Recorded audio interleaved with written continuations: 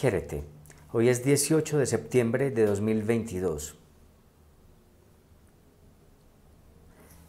El lenguaje es positivo, siempre se muestra como positivo, pese a que, como nos lo enseñó Giorgio Agamben y como nos lo muestra también el psicoanálisis, pese a que refleja en sí mismo por su naturaleza una negatividad. La positividad del lenguaje implica una añoranza de una positividad que no puede más que decir con su positividad que sería la negatividad de lo que perdió y que no puede más que reemplazar con nominaciones, con movimiento, con la congruencia. El lenguaje se presenta en positivo, incluso cuando los términos sean negativos o negaciones. En griego, por ejemplo, akéfalos significa acéfalo, que no tiene cabeza, sin cabeza, y sin embargo se presenta positivamente. Todo aquello que hace ser el lenguaje lo es justamente en positivo.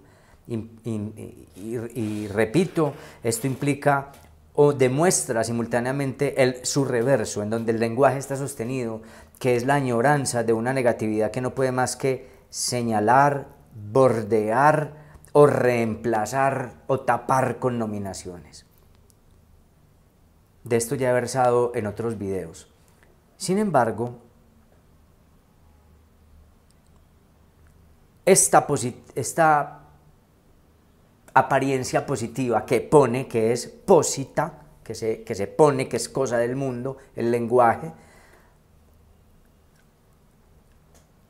se revela como moral, tal como la entendió Nietzsche, como una obligación, como un imperio. Hablo del Nietzsche sobre la moral y la mentira en sentido extramoral de 1873. Todo lenguaje es necesariamente moral, y aquí moral no queda reducido al estudio de las costumbres solamente, o al estudio de las prescripciones universales de una cultura, sino que por moral entendemos toda la obligación imperiosa al que el lenguaje somete a lo humano para poder ejercitar la humanidad. Todo el que habla, entonces, está sostenido no solamente por la moral del lenguaje, sino desde la moral de un pequeño discurso, de una pequeña sensación de verdad desde la cual versa. Cuando Nietzsche en ese texto antedicho menciona al mentiroso, el mentiroso será aquel que dice yo soy rico cuando en realidad soy pobre, realmente está hablando de la verdadera dignidad del lenguaje. El mentiroso en ese texto nietzscheano, es mi sugerencia, es el cognoscente, el conocedor más excelso de las condiciones del lenguaje, puesto que nada es en sí mismo y nada puede ser tomado en serio. El mentiroso sabe que todo no es más que un juego de metáforas y juego de interpretar el deseo del otro. Decirle al otro que soy rico porque si le digo que soy pobre, en realidad podré obtener determinados beneficios, como por ejemplo un matrimonio o un negocio, etc. Entonces, este mentiroso es la virtud del conocimiento del lenguaje, puesto que en últimas, en Nietzsche, en ese texto, la mentira o el simulacro o la consistencia imaginaria son la naturaleza innegociable de la verdad. Entonces allí en Nietzsche la palabra mentiroso, creo yo, es en realidad en la moral del texto y desde lo que el texto expone la enseñanza de quién es el verdadero virtuoso del lenguaje. Es aquel, no es aquel que quiere dañar a otro, porque no sé si Nietzsche esté proponiendo que sea bueno dañar a otro o mentir sabiendo que se miente, sino que el mentiroso conoce las dinámicas del juego del lenguaje y se aprovecha de ellas, y en ese sentido conoce la naturaleza de la verdad de lo humano. Entonces en Nietzsche la palabra verdad será, perdón, la palabra mentira será verdad, puesto que la verdad del lenguaje es que todo es mentira, o un simulacro, o más bien que todas nuestras mentiras son la verdad del lenguaje. Así pues, lo que uno debe tratar de interpretar es la moral discursiva desde la cual cada persona o cada texto está hablando en ese contexto, en ese momento específico. Cuando, por ejemplo, en el video anterior y en otras partes yo he dicho que el lenguaje no puede decir lo que el mundo verdaderamente es, y que por lo tanto todo dicho del mundo es una mentira, puede hablarse o puede interpretarse desde dos vertientes. Si uno está mirando ese texto, o estoy hablando, o alguien está examinando esa expresión desde la mirada de la ciencia positiva, dirá que las afirmaciones son con respecto al mundo, entonces, inconsecuentes, incongruentes o falsas, ¿no es cierto? Si la verdad de quien observa o de quien habla está desde el lado de la ciencia positiva, pero si la verdad de quien habla o quien escruta y quien examina se sitúa desde, por ejemplo, la poética del lenguaje, diremos que esa imposibilidad, que esa mentira, que esa restricción o que ese límite del lenguaje es necesariamente lo verdadero. Se dice que una afirmación es falsa desde la ciencia positiva, puesto que lo afirmado no da cuenta adecuadamente del objeto, que sería una verdad por adecuación, mientras que diremos que eso que la ciencia positiva considera como mentira, puesto que no puede ni siquiera señalar al objeto diciendo qué es ese objeto en sí, sino simplemente señalándolo en una especie de silencio bullicioso. Si nos paramos en otra lógica, que es la lógica del discurso poético, del discurso de la poética del lenguaje, diríamos que esa mentira, que esa posibilidad o esa imposibilidad es en sí misma la verdad del lenguaje, o que es verdadero, y que entonces todo lo que digamos de algún modo son las verdades que habitamos, aunque para hablar de verdades no les exigimos que sean las verdades del método científico. Todo el que habla, pues, habla desde una positividad del lenguaje y desde una moral que sería la del pequeño discurso, es decir, bajo unos significantes de verdad sobre los que gravita una simbolización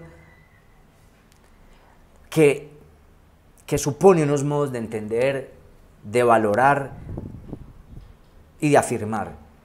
En esos términos, toda afirmación es positiva en términos de que pone algo, se presenta con la positividad del lenguaje, es moral y es un sesgo, es una valoración, una interpretación.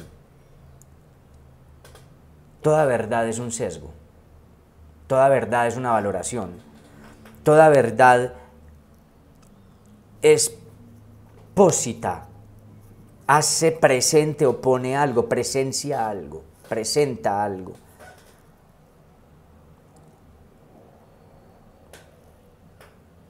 Por ejemplo, otra moral que se me ocurre, la pragmática o algunos teóricos iniciales de la pragmática del lenguaje hablan de infortunios lingüísticos, hablan de eventos desafortunados, de implicaturas y de asuntos infortunados. Pero, ¿por qué dicen de infortunado? Es porque la verdad desde la que hablan es una verdad de la eficiencia.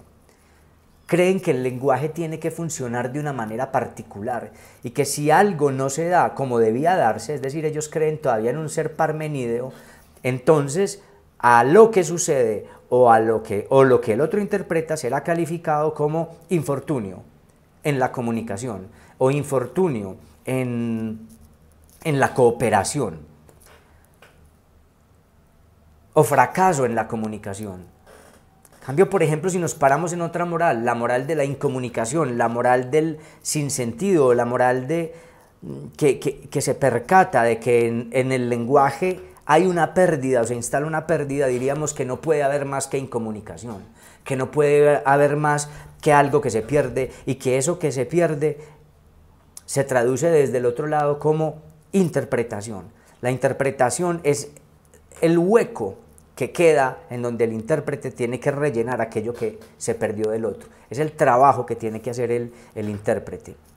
Entonces, por ejemplo, la moral de la pragmática revela revela una base o un presupuesto o un prejuicio de eficiencia en la comunicación, o en algunos teóricos pragmáticos, desde luego no en todos. Así pues que lo que hay que interpretar o saber mirar es cuál es la moral desde la que cada sujeto habla en determinado momento. Yo en algunos videos, por ejemplo, he dicho, el lenguaje solo puede decir falsedades porque no puede decir lo que las cosas son en sí mismas por fuera del lenguaje. ¿Qué sería un estar pidiéndole al lenguaje lo que no puede dar? Que sea algo más allá del lenguaje, que señale más allá del lenguaje, que es una herencia platónica y es una herencia que toma muy gustosa, aunque con muchos cambios, la ciencia positiva contemporánea. Entonces, lo que habría que decir de este asunto es que en ese momento que se habla, digamos, desde una insistencia positiva o platónica, lo cual no quiere decir que haya otras morales o concepciones desde las que se pueda hablar. En otros videos, por ejemplo, he hablado desde la moral poética y entonces se reconfigura el significado de toda la afirmación. Ya eso que se decía positivo o negativo o falso o impropio o limitante serían las condiciones propias de las posibilidades del lenguaje. No habitamos siempre una misma moral, porque siempre estamos cambiando de discursos para decir las cosas, discursos que se deben a la intención del hablante, al contexto y a lo que se está interpretando desde otra arista.